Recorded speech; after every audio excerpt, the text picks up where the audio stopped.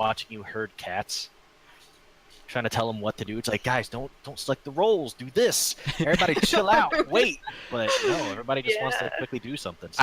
I feel like, and Sigma had brought this up, that for the way we're doing things over here in Krimoria, we're basically telling people what roles to choose and all of that, and trying to get as much coordinated and as foolproof as possible. But still, it's much like the SpongeBob SquarePants episode where he's just asking if he can floor the car, and then being repeatedly told no, only to then floor the car. That's been my life since this whole started, where I've just been trying to get people to not floor the car into, like, just a wall every time. I think everyone's just really excited at this point. This is still one of our first opportunities to really interact like with the game for COE, so I think everyone's just really excited, and it's going to tone down a little bit as we keep going. I know we've seen a lot of people new joining the community, and so that's been great to see. Because, I mean, there was a lot of worry that, oh man, the community's really dead, there's been no new blood coming in, and now we're seeing, well, actually, there's quite a lot of people who were interested but didn't maybe have the money, or weren't sure, or now that, you know, their friend is now interested, now they're buying in and all of that. So I think we're seeing a lot of people, like, jumping in that wouldn't have otherwise, which has been pretty fantastic. And just a lovely I told you so. People are like, oh yeah, the community's not really grown anymore. I'm like, that's not true. Yeah, I think another part of it is it's just a little bit less awkward now to invite your friends. Like, I've been inviting my coworkers to come in and join us because I know that if they have a chance at a free game, it's a little bit less of like a money grab. It's just like, hey, this thing is really cool and you can get it for free if you come hang out with us. Yeah, for sure. I did want to talk a little bit about the plague biome, of which some people are both somewhat angry about and also like disappointed or unaware or something else. But basically, people thought that it would be like the plague lands in WoW, from what I understand from talking with people. Only for Caspian to come in like a day later to be like, nah, like it will just be like a rolling plague storm in various biomes and make them utterly worthless, and that there's nothing cool there or neat there that would make you interested or want to be there. So what do you guys feel about that? That people are really hoping for this plague to be something more than it was, and maybe that's why we got a lot of that early contribution to the plague that people were wanting it to be. What are your thoughts about the perception or the change of the perception or anything like that that's been going on? I have a couple thoughts on the entire situation as a whole.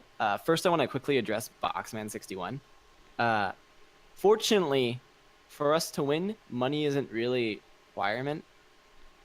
Once you, like, realistically, with the number of pure we already have, it's very, very easy for us to win, provided everyone gets organized and tries.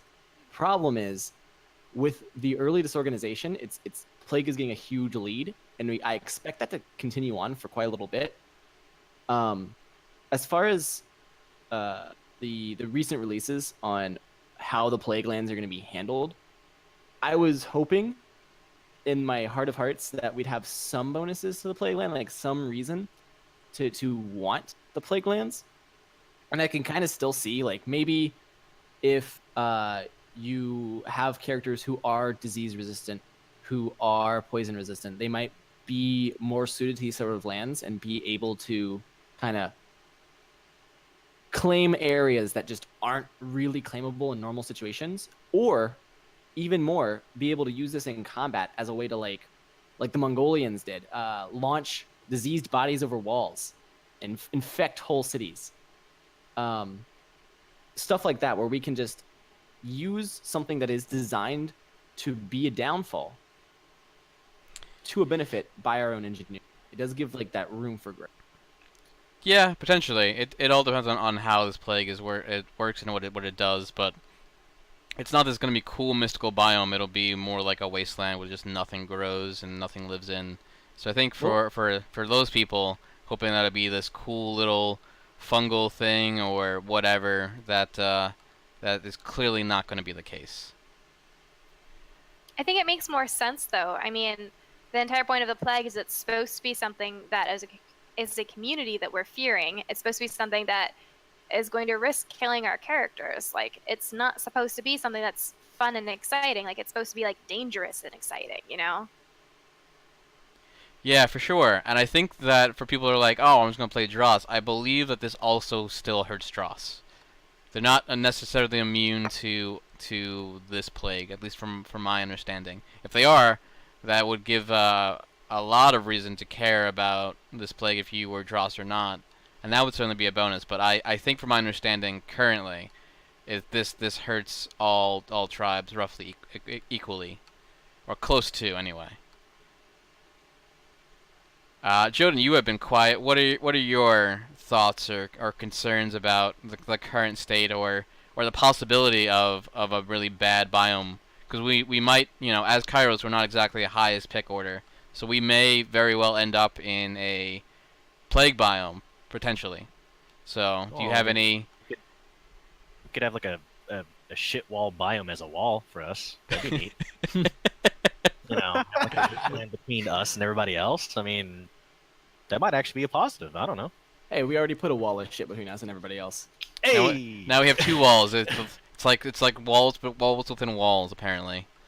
We're building exception. Yeah, What you're saying. wallception. Yeah. I mean, I don't really know how to add on to it. It's just people assumed one thing, not a whole bunch of information was let out, hype got a little rampant. I mean, it would have been neat to actually use the plague as it's a feature, not just a background or like role-playing mechanic, but an actual like thing that the players can actually mess with and just like infiltrate other locations with it. But instead, it's just like a biome selection filter. So I don't really have too much of an opinion on it. Yeah, we'll see. I'm really curious what they decide to do with it, or what these milestones will be, or what the end of week goals will be, and all of that, and how that will change both the game and the world. So for now, I'm cautiously optimistic that this will go well, but I do remain quite skeptical on how this will all play out. 'Cause I think people are at least for me, my part, I'm assuming that plague or not plague will have some level of actual like impact, and won't just be like, here's just like a little fluff thing that happens. Yeah, I do not expect this to be just a little fluff thing. I am severely hoping that the plague doesn't just infect man, but also may show some like creature changes. I know, for example, I'd be disappointed if it didn't. well, Chupacabra is based upon. Well, the theory is that Chupacabra is based upon very mange-ridden animals being seen as like a different creature. So all I'm saying is if we have some Chupacabra foxalots or something like that, that would be pretty sick. That would be pretty cool, honestly. Like, just not just like reskins of monsters or like beasts, but more like they have like an attribute added onto them that makes them a little bit disgusting, and they change completely. Yeah, and they plague carry. So Yeah. Ooh. creatures around them have a chance of catching the plague, or if you're attacked by them, there's a poison debuff or something. That would be pretty That's like- scary. It's like a dynamic little quest system where, like, for instance, you're in a tavern and all of a sudden there's like notes of plague spreading, and you need to find like the source of it and go off in the woods and kill it before the rest of your place gets screwed up. Yeah, fiery, but we can hope. We can dream. Yeah, I mean that would be the hope, because if it is just a dead zone, then it's sort of just here's just a negative, which is fine to an extent. But I would certainly like there to be something more to it. But I understand that resource-wise, that's not going to really be. Do we have the necessarily actual possible. quote from Caspian about it? I have not seen Yeah, he basically. I mean, we don't have it here because I have to fetch for it, and I can't look at a Discord without breaking literally everything right now. But he basically said that there won't be a special thing. There won't be any magical or mystical things about this plague or the plague lens. It will encompass multiple biomes, and it won't be its own actual biome. It'll just be like a rolling disease in different areas. Mm-hmm. And that where it exists, nothing will grow. So it'll be like a complete wasteland, almost like deserty, but not actually a desert because that's temperature. But there won't be anything growing at all. Yeah. So I feel like that'd be if they had no unique creatures, no unique debuffs or anything associated with that, it'd be a massive waste. Like absolutely the most wasteful use. Well, the debuff is that there's no there's no growth. There's No, life. but like something more than just, oh, this is empty. There's no growth. You get sick. Like, having dead zones on the map is the most boring use of a flavorful story. Well, I think that's really dependent on where the plague goes. I mean, what happens if the plague hits the middle of your city? What happens if the plague hits the middle of your animal farm? Like, that was your livelihood. That was all of your town's like food supply. Like, what are you gonna do then? Didn't Move. they say people who actually had like purity stuff, wouldn't they be able to just cure parts of the land? Maybe. Maybe. Depends on how the plague goes. Yeah, it depends on how the cure bar goes and all that. 'Cause right now, I don't believe so, but potentially, and maybe with some of the bonuses, they have said the milestones will impact the game in some way, or well, at least impact the current game we're playing, or the game itself. I don't know, but it'll be interesting to see what happens when we hit those milestones, and we'll definitely circle back to this next week and talk about what happened in the week prior, because I'm sure we'll have a lot to talk about, and we'll see if our speculations and our fears come to fruition, or if they're just that, they're just speculation and fears. Alright, so we'll move on from the plague. I hope everyone is doing well with it. I will part with, if you're looking for people for cures and pledge packages and all of that, Cremoria's got your back. We have enough people.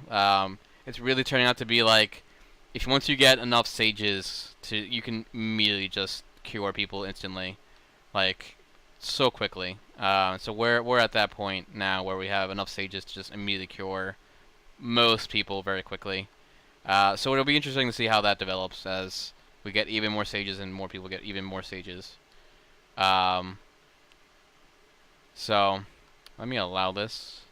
But we'll go on to the Vise update, which was not very well timed because I don't think many people have really given it too much of a look over with like literally the Plague Fury Frenzy thing that is going on.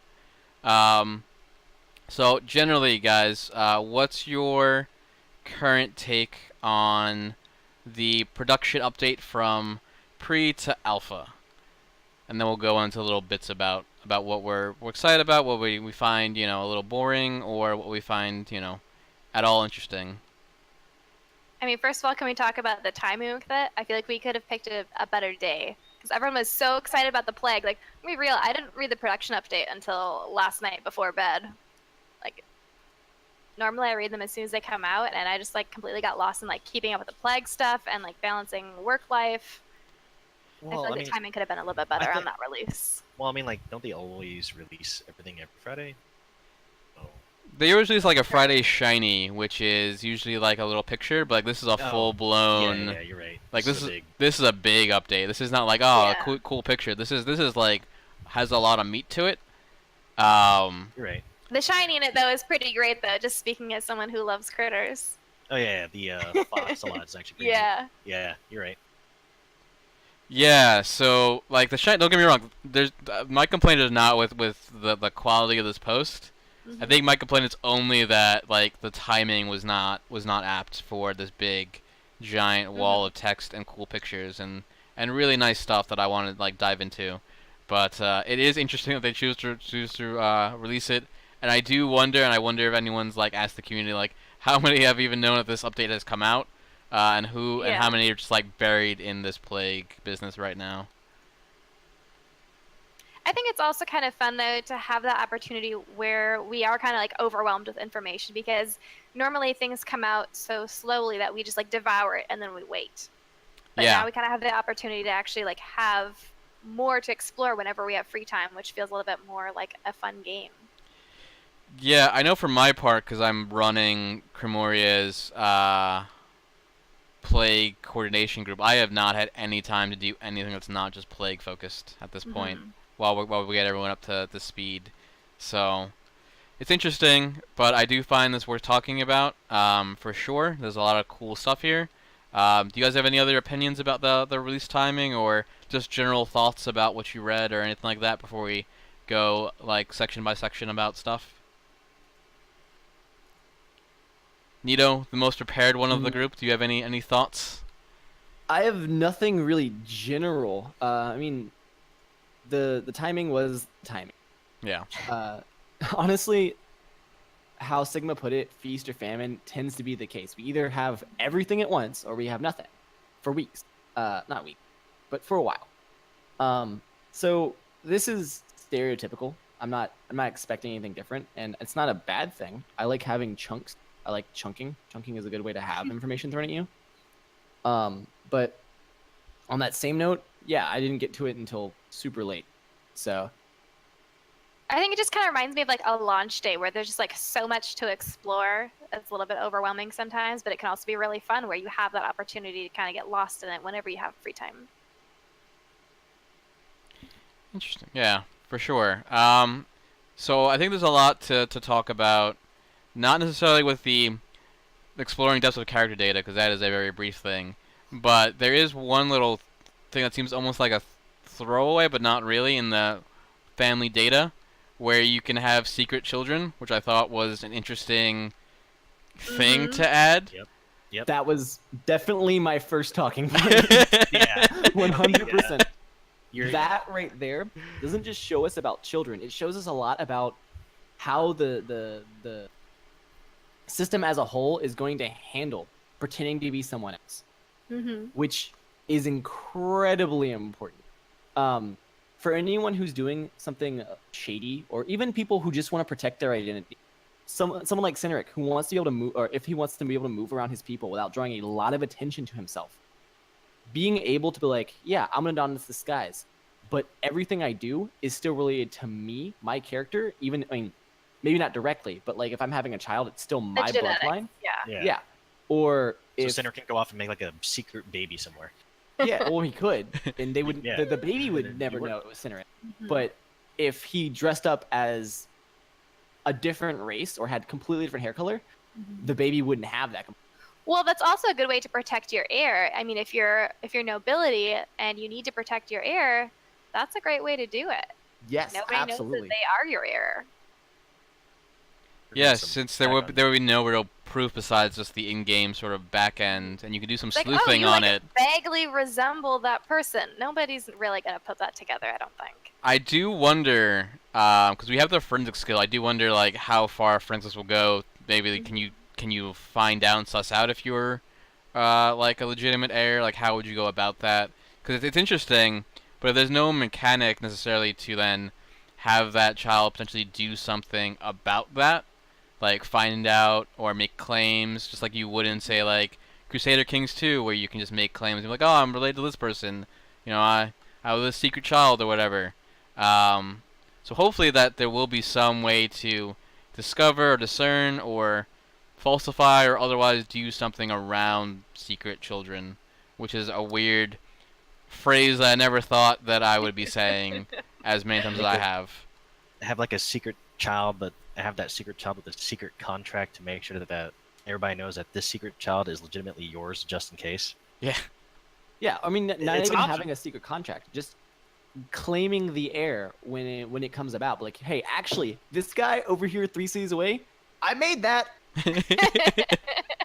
Hold on. To quote it, is like genetics. What is it? Your physical body is involved in baby making. So yeah.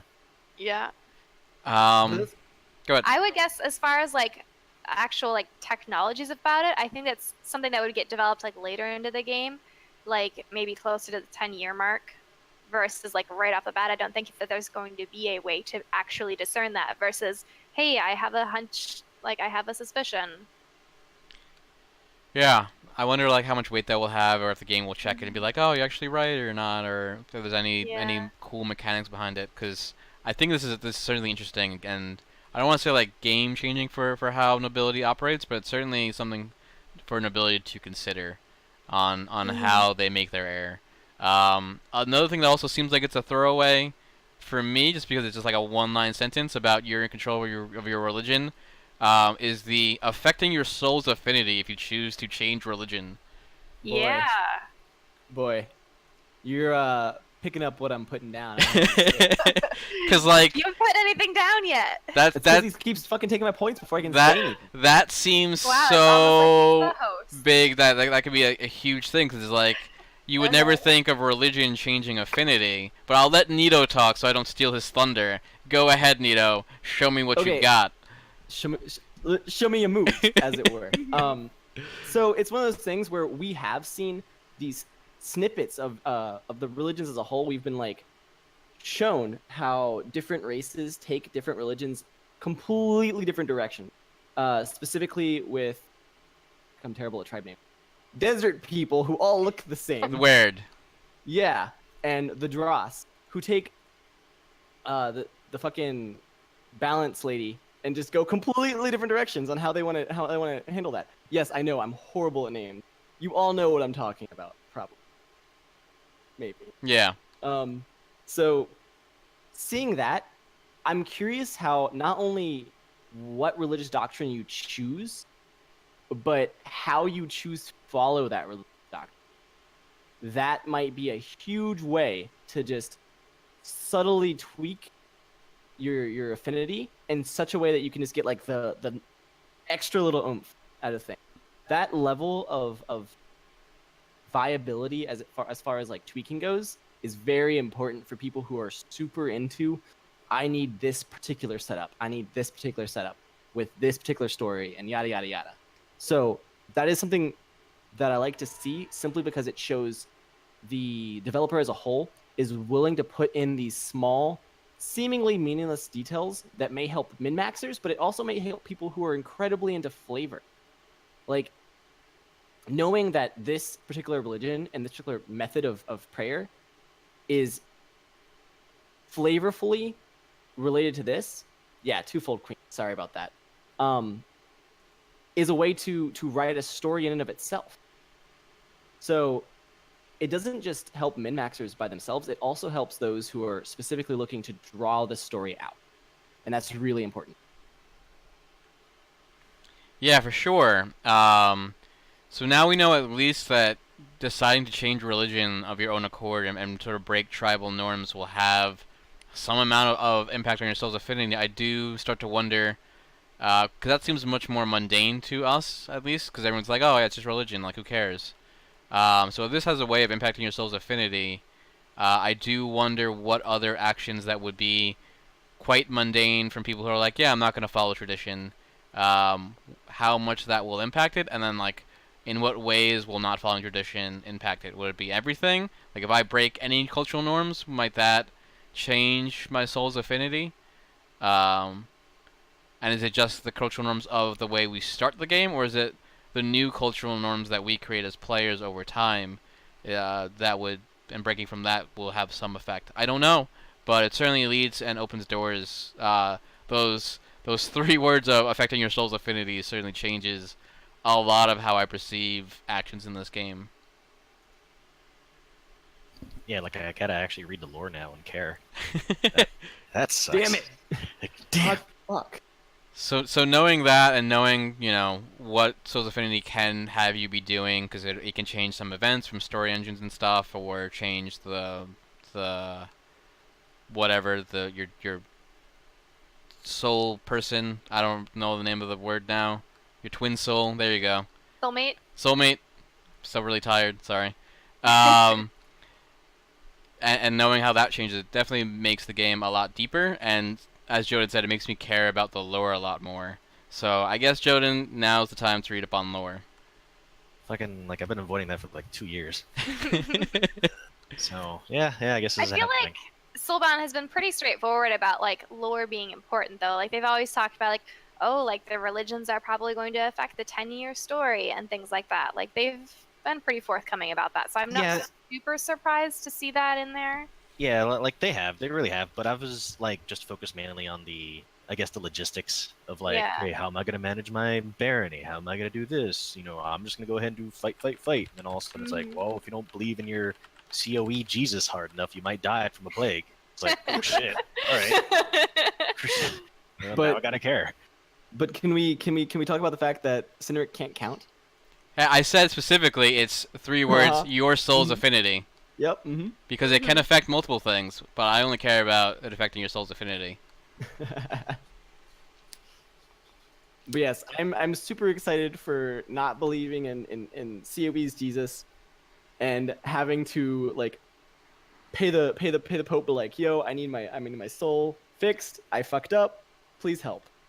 I don't believe that there's a pope to pay to fix your soul. I believe that your soul is just gone, and you become who you are, Nito, who you truly are inside. Sad. Very And much. Small.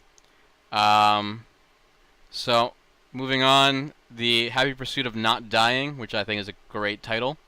I don't think there's anything crazy to talk about here, that they're working on the drink, rest, thirst systems, and weather. But the fact that they're going to maybe be tackling reincarnating the soul into new characters in 5.0. Or 5.0, I should say. Yeah. So that sounds kind of neat that they're just getting those systems online, and I certainly look forward to seeing that, because that seems like it's the pinnacle stuff and foundational stuff, so that will be neat. I mean, that's definitely one of the core features for the game, so it's exciting to see them working on that. Yeah, I kind of want to know how that's going to work, like what the process is once you die and reincarnate, what the mechanics will be for that. Is it just like, oh, you died and you get to, like the Dark Souls game over screen and then you just go back to character select? Or like, is there going to be more involvement? What was involved with reincarnation is what I'm Well, we have heard a curious. little bit about the Soul Chamber. I expect there to be something with the Soul Chamber in there. Yeah, for sure. You guys have any thoughts? Because I feel like I'm just been the one who's been just shouting at you guys. Oh, well, I like being shouted at occasionally. Okay. In the Navy. That's why he Um, joined the military. Damn right. Okay, so the biggest things I saw was breathing. I'm gonna repeat that. Breathing, which means You can if drown. if someone tries to hide in a cave, there may be mechanics where you can cause a cave in and literally suffocate them. Maybe. Ooh, Or it may like- just be like water. Or the cave-in could work where you could just like, as a mechanic, you don't want to light a torch because that's gonna like burn up more oxygen. I don't know. Features, man. Features. Or That- like cold breath, maybe. Like you could see people that maybe are trying to hide, but you see they're like some. Oh yeah, that would be cool. Especially in a cold area where like you Yeah. could physically see someone's breath. Yep. Oh, breathing as a stealth mechanic. Shit, man. Features, man. No, that'd be cool, honestly. Yeah. Jute just mentioned smoke. Smoking someone out. Please. Or Please breathing let me smoke people out. as a mechanic for archery. You know, holding your breath to shoot, but not I- holding I- it too long. I could easily see that be a feature, but like smoking people out, like if you actually like force people into a barn and then the fire doesn't kill them, it's the suffocation that kills them when you burn it. God, that's horrible. I want that. Damn. That's horrendous, but I want it in my life. Like, jeez, Oh boy. jeez. Althenia mentioned SAO and how we shouldn't have it be game over in real life if we die, and I say, no balls. Oh Let's dear. do it. Full dive. Let's go. Nito I'm will be ready. first to die because he has the Please. worst luck out of anyone I've ever met in my entire life, and that is not like an exaggeration or hyperbole. If you were to give Nito a dice and ask him to roll, and you would say, "Don't roll ones 100 times in a row," Nito would do exactly that. Watch me. Watch me. I'm ready. All right, so moving on, we have the missions for things to do, and we have a lot of cool, pretty pictures on, alchemy, on looks like the spinning wheel, and some cool pictures on the distillation. We don't have any like animation on it, but they look neat. I know nothing about any of these things, so I don't know. That's not my area of expertise. If these look how they should, or if they're realistic in any way, or if we're trying for a sort of a realistic look or vibe. But I'm going to assume that these are looking how generally one would use them, but I don't know. I mean, hopefully it's just not a station that you just walk up to and then you just do like some weird animation dance and something happens. Yeah, hopefully there's some involvement to it. I wouldn't they know. They showed the pictures earlier of the crafting of them actually hammering stuff down and heating the metal. Yeah, so that was pretty neat. So hopefully it'll have like features like that added onto that. Yeah, I would expect that. I do wonder what the animations will be and like what the interaction will be with each of those tables. Like how, like we know, like generally making a, a sword or something. How that works with blacksmithing. But like when we get to either alchemy or distillation? Like, what are the necessary tasks that we're doing? And I mean, Distillation is kind of a boring process, let's be honest. It like, is. I don't think there's gonna be too much going on there. you say that, and all of a sudden it's literally the most like involved process, and you're just like, I can't juggle 12 things. That would Stop it. happen. I mean, like did you like the crafting in or the alchemy in Kingdom Come Deliverance. Yeah. Yeah, Like yeah, I it? found it really good. So I was hoping that they would maybe make that something that they would do in Yeah, I hope COE. they like get that and expand upon it because it was pretty neat just to like look over to the book and be like, wait, how many times do I need to heat this up? 2 turns? Fuck, 3 shit. And then you gotta like go fix it. So I mean, plus they had the whole idea of like things magically popping up in terms of like new technology or new breakthroughs, and most breakthroughs happening through accidents. So maybe there'll be a combination out there where something triggers and like you have a brand new type of alcohol because you distilled it a different way or something. Yeah, I think that's what that'll be interesting is like how you either messing up, because a lot of our discoveries from science have come from like happy accidents and being like really bad at your job and just be like, oh, here's a thing, and then like you create a new thing, like yeah, you heard about the safety glass, right? yeah, How, yeah. So that's an example. or cereal for an example. Yep. Or penicillin, all of those things. So like, can being bad at a very boring job of distillery do something? Does distilling something too much do different things and whatnots, and all of that is something that I'm curious to see. Because obviously being bad as a blacksmith just makes you just a bad stuff, but like being bad at distillery could have different effects depending on what you're doing. Or being bad at alchemy could maybe blow things up. Who knows? I'm very curious on all of the ways that one can get involved in these stations. Yeah, for distillery, I would hope that there is some like quality assurance there, because otherwise, it's all just gonna get sold for the same price, and it's gonna get lower and lower and lower. But if you have actual like different qualities between different distillers, I think that's gonna come into play. Yeah, like how good you are at the actual mini games will determine the quality of the object that you make, so you can actually sell it at a higher price. Yeah, a mix of player skill and character skill. And maybe if your alcohol is distilled well enough, it is potent enough, you could use it in medical kits as Oh. well. Yeah, that would be Oh good. yeah, Dressing wounds. like rubbing alcohol. Yes, or just knocking someone the fuck out, because Oh, God. we don't have any drugs to do that. So lots of alcohol was the previous method. It's true. I do wonder what the mini game for distillery would be. Is it just like set something up, get ready for distillery, and then just like watch paint dry? Is that the mini game? I don't know, but boy, that would be exciting gameplay right there.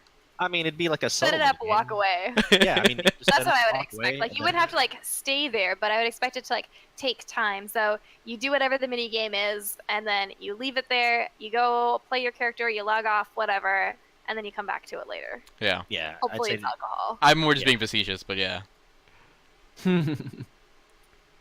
Alright. Then they talk about fire being both fire and also not fire, hmm where fire won't necessarily burn things, but it will illuminate. And that's kind of neat that they're putting in code to make fire work in different ways, both as light source and eventually, I guess, as siege equipment. But just knowing about what the steps are to make fire both not fire and also fire is interesting for me. Have you seen the GDC presentation on the people who made Breath of the Wild, for instance? I have not, but I will check it out after the stream for sure. Yeah, so pretty much like what they're going through in this looks similar to what they did, where I think they called it the alchemy system or something like that, the alchemy engine, where they had to set certain properties to have certain things so that if anything remotely sort of affected it, it would act accordingly, for instance. So I think that's what they're doing with this. Is what it sort of sounds like. So yeah, watch that video. It's pretty insightful. Will do, and I guess everyone else should do that because it's certainly interesting. And I take you at your word, Jordan. You are a knowledgeable man, so I think it's interesting. And as a person who used to program stuff but is not anymore, I'm always interested in the back end of how they're doing things. So it's neat to know the ways and steps they're doing. But we're gonna go on to musical instruments. They have not. What? You want to talk about something, Nito? I got a little bit. I got Okay, a little bit. go, So- Nito. Come on. So, This also begs the question of how fire will be handled as a moving object, as well as just like an equipable. Because they talked a lot about torches, specifically carried fire versus stationary fire. But what about fire as a weapon? Specifically things like burning arrows, which weren't realistically all that common, if ever common, in the real world. But with different chemicals, different options, they may become something in Elyria. Or even just throwing a torch. If I throw a torch over your wall, what's going to determine whether or not that torch goes out? What's going to determine how that torch lights things on around it on fire? Sursock said napalm, or just in the form of the video game Life is Feudal, naphtha grenades. How are those things like that going to affect the world based upon the criteria they have so far? So it's a really good thing to think about. What they've said is that fire will not burn down buildings unless it's like by siege equipment. So fire, as in like I just throw a torch at something, it's not actually going to burn anything. But the idea of like you throw a torch and then depending on where it is, it might go out is something to like it's not always 100% burning is definitely something to think about that I hadn't thought about for sure. But no, it can't. Fire without the siege equipment and stuff like that can actually burn things. It would be pretty shitty if like some newbie comes in, tries to figure out how a torch works, and accidentally drops it in the middle of the barn. Yeah. But so. in that case, why not have siege equipment that does specifically work like that, where you have something that you can throw, like the naphtha grenades in Life is Feudal that do act as siege equipment, or even maybe specialty torches that are certain. So you get like a torch and you like flip on the siege equipment mode and then you throw it on the floor. Oh my god. I was thinking more like the torch has to be built out of these specific materials to create a fire that's strong enough to actually burn wood. Because like buildings, as they get age, get easier and easier to burn. But early on, out of like fresher wood, or even just having replaced the straw constantly, that which you would have to do to create a relatively watertight roof, it's going to prevent burning. To a point. Different materials have considerably harder, less flammable properties than most video games portray them as. So having to have a very specific, gameplay is often more important than realism is a good point, please. But having to have specific materials in order to create a torch strong enough to burn something down is also possible. Like it could be a solution they come up with in order to have a low-end siege equipment that is still like not accidental, like something you have to specifically put work into. So you can send in some people to infiltrate, just burn a few things before the siege actually starts. Yeah, I can see that. Something small, like wouldn't be able to do a lot of damage to any well-defended building. But you'd have to learn it, and it had to be intentional. Yes. Yeah, and that I could see that. I could see that. Yeah, it would be neat to have something like that like later on into the game. As the technology grows, to have ways of doing things around it. But I don't know if I would want that necessarily at the start of the game, or if it was, it would have to be like considerably expensive to make it in line with what it would cost for siege equipment. Absolutely. Or yeah, for sure. Something like, for example, powdered aluminum burned incredibly strong.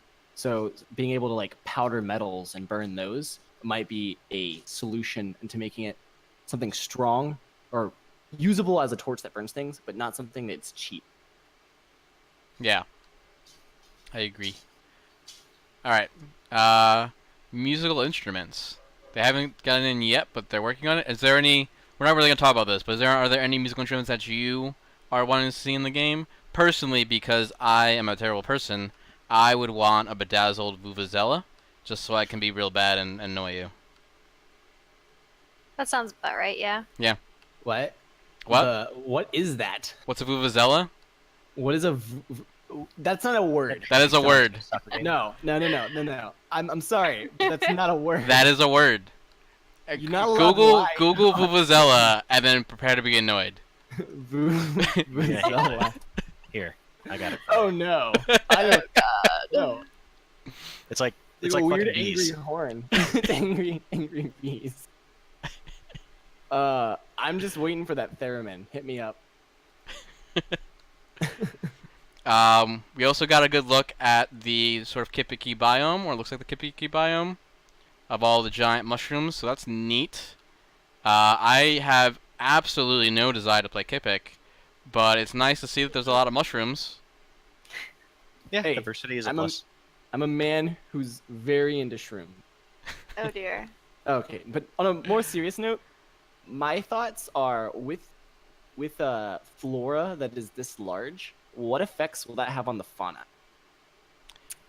It's true, and Now you're like, talking. and also because they're mushrooms, can you like eat them? Are they edible in a way? Like, if they're poisonous, who cares if you're Dross? Can you like, is this gonna feed you for a lifetime? Can like a Dross come into a Kipik zone and be like, I'm gonna eat all of this, and then just proceed to do so?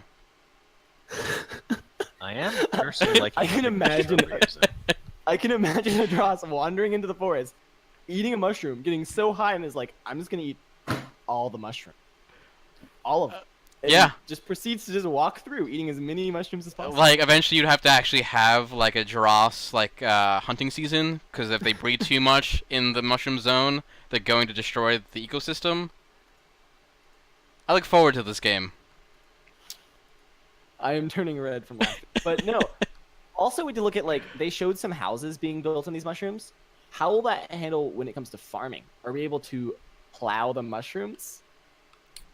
Are we able to like use the natural moisture of the mushrooms in order to plant certain plants that would specifically be able to grow on these large platforms? Mushrooms growing on mushrooms. Or what we talked about earlier with siege equipment and fire, they're all built onto trees. So like, how flammable would a mushroom or a tree be, given that they look like they're more in a wetter-ish climate, because there's a lot of moss, there's a lot of fungus. So Even like in a drier climate, living trees are usually pretty difficult to set on fire. So I would expect this to be incredibly fire resistant. Yeah, same. But on that same note, if someone cuts your tree down while you're still in it, that might be a problem. You see how thick these trees are, though? Yeah, that's gonna Oh take my you a God. while to cut that Yeah. down. Like that's a war effort right we there. need some war tricin and a big ass axe. Not axe, big ass saw. So have him The other fucking one. yeah, so have him fucking walk back and forth with this big ass saw until the tree comes down. Or a giant circular bandsaw, just have them running in a circle. Oh my god.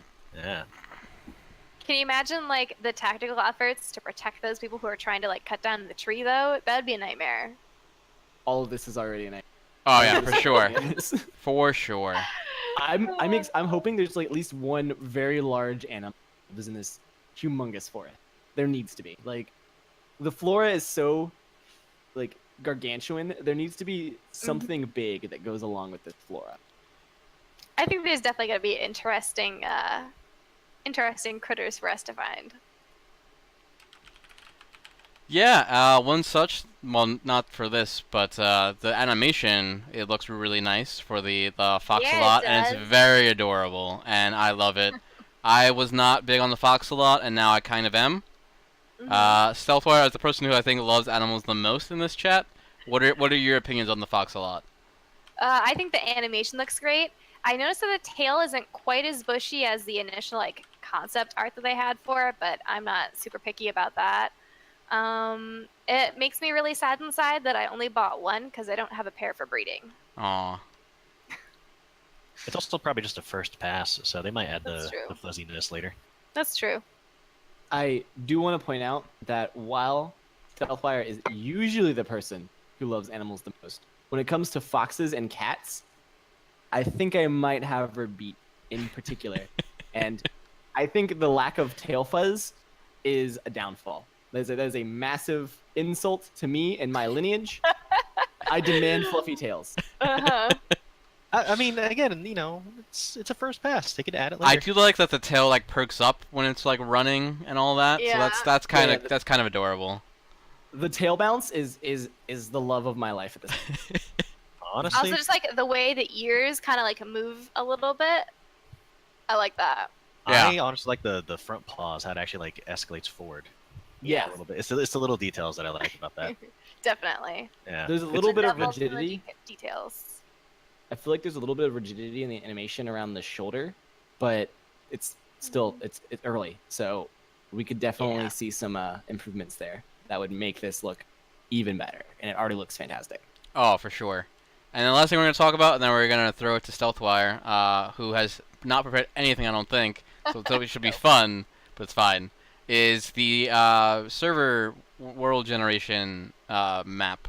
And I believe, as Nino pointed out, that it spells also for some reason. And so it's also servers.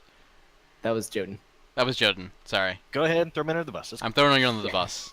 But that's cool. I think it's neat to so finally quiet. see what it looks like. And that we get like a little vote tally here. But I just love that they just really love that it's also, and that they intentionally seem to do it that way rather than trying to spell out anything else. I vote Sola. I think Sola would be better. What about Laos? Wow. We're not gonna live in Laos. Yeah. So, I don't know if I didn't look at this too much, but it seems interesting that different. Obviously, they're repeated, so we only have the two. But the map looks kind of neat. I like the one that has like the little giant oceany bit, and has like a little land bridge kind of thing going on from what I can see. That seems like a neat layout. Yeah, I mean, they are just mock-ups, but it kind of gives us an idea of the variety that they are looking at for our server maps. For sure. Like I didn't really know what we would get because obviously Oceanic is going to get a more archipelago, so I was wondering if they're going to do islands or if it's just going to be one big continent. So looking at this sort of as a mock-up gives me some idea of what their intentions are for some of the server designs, for sure. I personally hope they just go play Civilization with the largest map, put it on Fractal, and just like steal some for funsies, if nothing else. Okay. Terrible map design, great hilarity. Oh, 100%. Everything generally with Civilization is just terrible map design, great hilarity. But I think that covers it. We're not going to go too into depth with anything else here, mostly because we're only in an hour-long show, and also because I'm sure plague things are happening and everything is burning. So what we're gonna do is. I looked into Grimoire chat once, but it is literally on fire. Yeah. Everything is literally on It's fire. true. Yeah, I have like 20 ads right now. I have 8, Okay, and I but we don't know got why. An hour before the next countdown timer expires, so we're good. We got time. You say that, but anyway, we're gonna institute a new thing for Grimoire, and this will be how we're gonna end all of our episodes. We're gonna bring on people to talk about some organization. And have them chat about what it is, and we'll ask them some questions. And so our first guest today is Stealthwire, who's one of our lovely members of Grimoire, and she runs the Animal Husbandry Association. Mm-hmm. Yeah, so before I get started into that, I just want to let you guys know I am doing a little giveaway today to thank you for coming onto our stream and supporting the AHA while we're on here. So if you have not commented on our Twitch stream in the last 30 minutes, I would recommend doing that because I'm adding those names into a random generator for a livestock starter kit. I'll be giving that away for free. But yeah, so the AHA is basically a not server specific, not affiliated with any kingdoms or anything like that. It's super neutral. It started in 2016 in May, like right around Kickstarter time. I met a pal named Cat5 Chaos. Unfortunately, she is not with AJ anymore because of some real life health issues, so she's taking a break. But at the end of the day, we just realized that we wanted a organization put together that was really focused on the commercial aspects and the business aspects and the learning aspects that have to go with animal husbandry. And at that point, there really wasn't anything out there yet. So we wanted something kind of neutral, like a real life business association where you have people who are competitors, but they still come together and they mentor each other and they teach each other and they have conventions and they have workshops and those kind of opportunities. And we wanted to have that kind of networking opportunities for people who are interested in animal husbandry. So that's kind of the gist of the AHA. We do have our own Discord channel. We have our own website, our own COE forum posts. I'm sure you can just search and find us. So yeah, that's a little bit about us. You guys have any specific questions? So how can someone get involved and either like do work and be like a leader and start having these discussions, or just join as a regular member? So what does someone need to do in order to either be really involved or be just a member in AHA? Yeah, so as far as leadership goes, we actually still have an opening right now for our NA West server. We don't have a leader picked yet. Really, I'm leaving the leadership pretty open-ended. I just want to see that you are creating events for our memberships to participate in. Right now, the AHA is a really great resource for keeping up on all the different like animal husbandry news. So sometimes when COE posts new information, it comes like a lot of different avenues, right? So instead of having to hunt through all this information, it's just there in the AHA channel. Like we just post about it. You'll see if you look back, the last thing we talked about was the animation from the production update. So maybe you didn't notice a production update because you were busy with the plague. Well, it's there in the AHA for you.